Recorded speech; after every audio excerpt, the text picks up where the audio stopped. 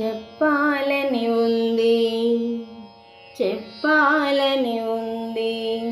చందమామ దిగి వచ్చి నందమూరింట వెలసిన కథ చెప్పాలని ఉంది, చెప్పాలని ఉంది, చెప్పాలని ఉంది.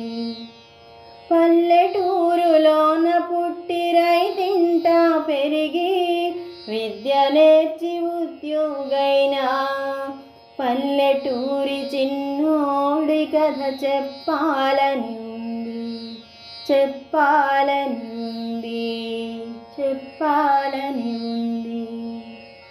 నటనపై మక్కువ తోసిని పెద్దల దీవెనలతో అవకాశాలందుకున్న తోటరాముని కథ చెప్పాలని ఉంది, చెప్పాలని ఉంది. రామునిగా కృష్ణునిగా రారాజుగా రావణునిగా విభిన్న పాత్రలకు పిరులూదిన నటరత్న కథ చెప్పాలని ఉంది, చెప్పాలని ఉంది.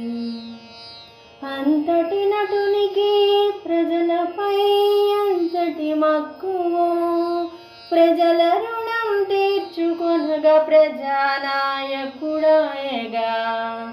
రామరాజ్య పాలన చవి చూపినాడు ఇలపై.